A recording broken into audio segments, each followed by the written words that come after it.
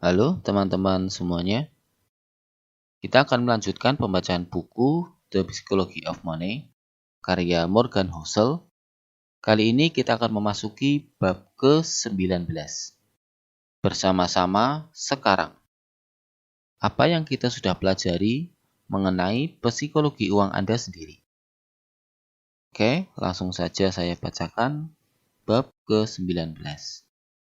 Selamat, Anda masih membaca sampai sini. Waktunya menyimpulkan beberapa hal yang kita sudah pelajari. Bab ini merupakan rangkuman beberapa pelajaran singkat yang bisa diterapkan, yang bisa membantu Anda membuat keputusan finansial lebih baik. Pertama, saya akan beritahu Anda suatu cerita mengenai perjanjian ke dokter gigi yang jadi kacau. Ceritanya mengajarkan kita sesuatu yang vital mengenai bahayanya memberi nasihat mengenai apa yang harus dilakukan dengan uang Anda. Clarence Hughes pergi ke dokter gigi pada 1931. Mulutnya nyeri. Dokter giginya membius dia untuk meredakan nyeri. Ketika Clarence bangun berjam-jam kemudian, 16 giginya dan amandelnya sudah dicabut. Kemudian segalanya kacau. Clarence meninggal seminggu kemudian karena komplikasi sesudah operasi. Istrinya menggugat dokter gigi, tapi bukan karena operasi yang berujung kematian. Pada 1931, tiap operasi punya resiko kematian. Kata istrinya, Clarence tak pernah menyetujui prosedur itu sejak awal dan tak bakal setuju jika ditanya. Kasusnya disidangkan, tapi tak mendapat kemajuan. Persetujuan antara dokter dan pasien tidaklah begitu jelas pada 1931. Satu pengadilan menyatakan gagasan bahwa dokter memerlukan kebebasan untuk membuat keputusan medis terbaik. Tanpanya, kita tak dapat menikmati kemajuan sains. Selama sebagian besar sejarah, etos kedokteran adalah bahwa dokter bertugas menyembuhkan pasien dan pemikiran pasien mengenai cara kerja dokter tak relevan. Dr. J. Gates menulis mengenai filosofi itu di bukunya The Silent Words Between Doctor and Patient. Para dokter merasa bahwa agar bisa mencapai tujuan itu, mereka wajib menangani kebutuhan fisik dan emosional pasien, serta melakukan itu dengan kewenangan mereka sendiri, tanpa konsultasi dengan pasien mengenai keputusan-keputusan yang perlu dibuat. Gagasan bahwa pasien boleh jadi juga berhak berbagi beban keputusan dengan dokter tak pernah menjadi bagian etos kedokteran. Itu bukan ego atau kejahatan. Itu kepercayaan atas dua hal. Pertama, tiap pasien ingin sembuh. Kedua, ada cara universal dan tepat untuk menyembuhkan pasien. Tak melibatkan persetujuan pasien dalam penanganan itu masuk akal jika Anda percaya dua hal itu. Namun bukan begitu cara kerja kedokteran. Dalam 50 tahun terakhir, sekolah kedokteran pelan-pelan menggeser pengajarannya dari menangani penyakit ke menangani pasien. Itu berarti menjelaskan beberapa pilihan penanganan. Kemudian, membiarkan pasien memutuskan jalan terbaik ke depan. Tren itu sebagian didorong hukum perlindungan pasien, sebagian lagi oleh buku berpengaruh Gates, yang berargumen bahwa pasien punya berbagai pandangan mengenai apa yang layak dalam pengobatan. Jadi kepercayaan mereka harus dipertimbangkan. Gates menulis, tak masuk akal untuk menyatakan bahwa dalam praktek seni dan sains, dokter bisa mengandalkan niat baik, kemampuan memutuskan apa yang tepat untuk dilakukan. Tak semudah itu. Kedokteran adalah profesi yang kompleks. Interaksi antara dokter dan pasien juga kompleks. Kalimat terakhir itu penting. Kedokteran adalah profesi yang kompleks. Interaksi antara dokter dan pasien juga kompleks. Anda tahu profesi apa lagi yang mirip? penasehat keuangan. Saya tak bisa memberitahu Anda apa yang harus dilakukan dengan uang Anda, karena saya tak kenal Anda. Saya tak tahu apa yang Anda inginkan. Saya tak tahu kapan Anda menginginkannya. Saya tak tahu mengapa Anda menginginkannya. Jadi, saya tak akan memberitahu Anda apa yang harus dilakukan dengan uang Anda. Saya tak ingin menangani Anda seperti dokter gigi menangani Clarence Hughes.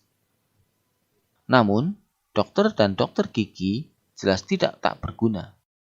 Mereka punya pengetahuan. Mereka tahu kemungkinan. Mereka tahu apa yang bisa ampuh. Bahkan jika pasien mencapai kesimpulan beda mengenai jenis penanganan yang tepat untuk mereka. Penasehat keuangan pun begitu. Ada kebenaran-kebenaran universal dalam keuangan. Bahkan jika orang-orang mencapai kesimpulan yang berbeda-beda mengenai bagaimana mereka ingin menerapkan kebenaran-kebenaran itu di urusan keuangan sendiri. Dengan pertimbangan itu, mari kita lihat beberapa saran singkat yang bisa membantu Anda membuat keputusan lebih baik dengan uang Anda. Usaha bersikap rendah hati ketika keadaan baik dan memanfaatkan atau welas asih ketika keadaan buruk.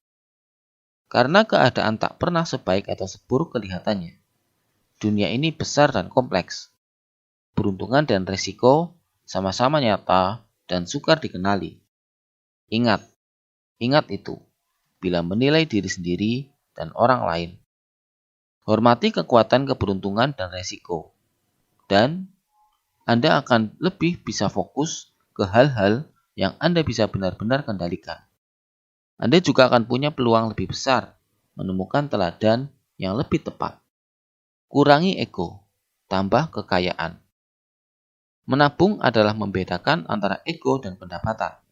Dan kekayaan adalah apa yang Anda tak lihat. Jadi, agar bisa punya lebih banyak barang atau pilihan pada masa depan. Tak peduli sebanyak apa pendapatan Anda tak akan pernah membangun kekayaan kecil. Anda bisa membatasi keasyikan yang Anda bisa dapatkan dengan uang Anda sekarang, hari ini. Kelola uang Anda dalam cara yang membuat Anda bisa tidur pada malam hari. Itu beda dengan berkata, Anda harus berusaha mendapatkan hasil tertinggi atau menabung beberapa persen pendapatan Anda. Beberapa orang tak bisa tidur kecuali kalau sudah mendapat hasil tertinggi. Yang lain hanya akan nyenyak jika investasinya aman. Tiap orang beda. Namun, patokan ini membuat saya bisa tidur. Adalah pedoman universal untuk segala keputusan keuangan. Jika Anda ingin mendapat hasil lebih baik sebagai investor, hal paling dahsyat yang Anda bisa lakukan adalah memperpanjang cakrawala waktu. Waktu adalah kekuatan terbesar dalam investasi. Waktu membuat hal-hal kecil tumbuh besar dan kesalahan besar memudar. Waktu tak bisa menetralkan keberuntungan dan resiko, tapi mendorong hasil mendekati apa yang layak didapat orang. Santai saja dengan banyak kesalahan, Anda bisa keliru dalam setengah hari, semua kesempatan, dan tetap untung. Karena segelintir hal bertanggung jawab atas mayoritas hasil. Tak peduli apa yang Anda lakukan dengan uang Anda. Anda seharusnya santai dengan banyak hal yang tak berjalan. Begitulah dunia. Jadi, Anda harus selalu mengukur bagaimana hasil Anda dengan melihat portofolio secara utuh. Bukan satu persatu investasi.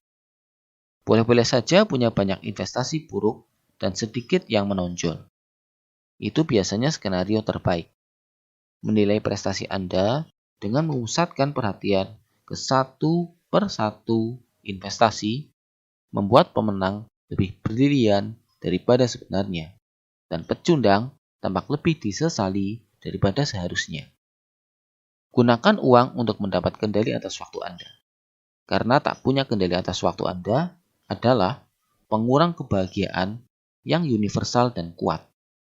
Kemampuan melakukan apa yang Anda inginkan ketika Anda mau dengan siapa yang Anda kehendaki selama Anda bisa memberi dividen tertinggi yang ada dalam keuangan.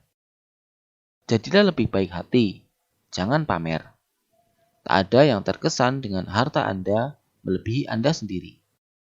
Boleh jadi Anda berpikir Anda ingin mobil mewah dan arloji mahal. Namun, Anda barangkali sebenarnya menginginkan rasa hormat dan kekaguman. Dan Anda lebih mungkin mendapatkannya melalui sifat baik dan rendah hati ketimbang mobil mewah. Menabung. Menabung saja. Tak perlu alasan khusus untuk menabung. Boleh saja menabung untuk membeli mobil atau uang muka rumah atau keadaan darurat medis. Namun, menabung untuk hal-hal yang mustahil diprediksi atau didefinisikan adalah salah satu alasan terbaik untuk menabung. Kehidupan semua orang penuh kejutan. Tabungan tak diperuntukkan bagi apapun yang khusus. Adalah pelindung terhadap kemampuan kehidupan mengejutkan kita pada saat yang paling tak tepat. Temukan biaya keberhasilan dan bersiaplah membayarnya. Karena tidak ada hal baik yang gratis. Ingat bahwa sebagian besar biaya finansial tak kentara. Ketidakpastian, keraguan, dan penyesalan adalah biaya yang lazim di dunia finansial. Seringkali biaya layak dibayar. Namun, Anda harus memandang sebagian biaya harga yang layak dibayar untuk ditukar dengan sesuatu yang menyenangkan, bukan denda, hukuman yang Anda harus hindari. Junjung tinggi ruang untuk kesalahan. Perbedaan antara apa yang dapat terjadi pada masa depan dan apa yang Anda perlukan terjadi pada masa depan agar mendapatkan hasil baik adalah hal yang memberi Anda ketahanan, dan ketahanan adalah yang memungkinkan penumpukan membuat keajaiban seiring waktu. Ruang untuk kesalahan sering kelihatan seperti mengaman konservatif. Tapi, jika ruang itu membuat Anda bisa terus bermain, biayanya layak dibayar. Hindari ujung-ujung ekstrim keputusan keuangan. Tujuan dan hasrat tiap orang akan berubah seiring waktu. Dan makin ekstrim keputusan Anda pada masa lalu, makin besar penyesalan Anda ketika Anda berkembang.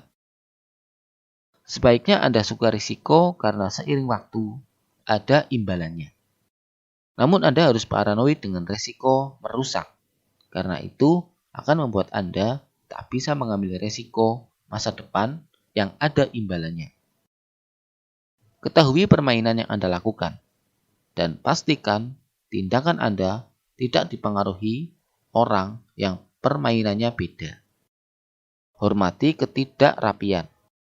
Orang-orang cerdas, berpengetahuan, dan masuk akal bisa tidak bersepakat dalam keuangan.